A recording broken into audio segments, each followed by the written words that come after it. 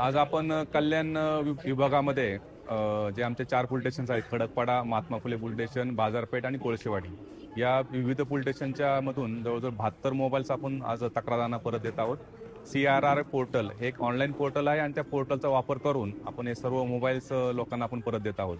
आपण पाहत असाल की याच्यामध्ये लोकांचे काही किमती मुद्देमाल असेल किंवा किमती वस्तू असेल, त्या गेल्यानंतरची त्यांची भावना आणि त्यांना परत मिळाल्यानंतरची भावना या ठिकाणी लोकांनी उत्स्फूर्तपणे त्या ठिकाणी प्रतिक्रिया पण दिलेल्या आहेत आणि जे काही काम पोलीस स्टेशनकडून असेल किंवा त्या पोर्टलच्या माध्यमातून झालेलं आहे त्याबद्दल सर्वांनी पोलिसांचे धन्यवाद मानलेले आहेत.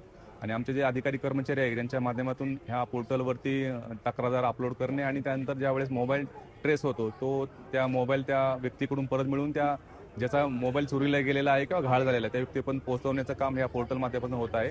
माननीय पोलीस आयुक्त श्री आशुतोष डोंबरे सर असतील, आमचे जॉईंट सीपी सर असतील आणि ॲडिशनल सीपी सर यांच्या मार्गदर्शनाखाली सध्याचा उपक्रम हा सगळ्या पोलीस स्टेशननी सुरू आहे.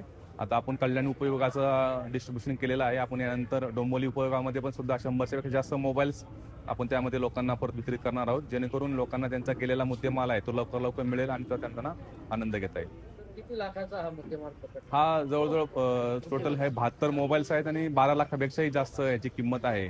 अशा प्रकारचे आणि याच्यामध्ये आपण अतिशय किमतीचे असे आयफोन्स असतील, विवोचे असतील किंवा सॅमसंगचे अशा प्रकारचे मोबाईल सुद्धा आपण याच्यातून परत मिळवलेले आहे आणि ते आपण तक्राराला परत देत आहोत. नागरिकांना काय आव्हान करणार? नागरिकांना माझं तेच आव्हान राहील की जसं CRI पोर्टल आहे त्या पोर्टलवरती जर आपला एखादा मोबाईल मिसिंग झाला असेल, गर्दी ठिकाणी कोणीतरी काढून घेतला असेल तर त्या पोर्टलचा आपण जास्तीत जास्त फायदा करून घ्यायचा आहे आणि तात्काळ जर अशी काही घटना घडली असेल तर आपल्याला नजीकच्या पोलीस स्टेशनला आपण जाऊन तक्रार द्यायची आहे. तक्रार देऊन अजून या पोर्टलवरती जर आपण त्या ठिकाणी अपलोड केली निश्चितपणे आपला हा मोबाईल आपल्याला परत मिळतो. ज्यावेळेस हा मोबाईल कोणत्याही ठिकाणी असतो ज्या ठिकाणी ज्यावरती सिम कार्ड ऍक्टिव्ह केलं जातं त्यावेळी तात्काळ त्याचा मेसेज असतो तो पोलीस स्टेशनला पण येतो आणि संबंधित तक्रारदार यांच्यापर्यंत जातो, जेणेकरून आपल्याला यामध्ये मोबाईल लवकर मिळण्याकरता मदत होते.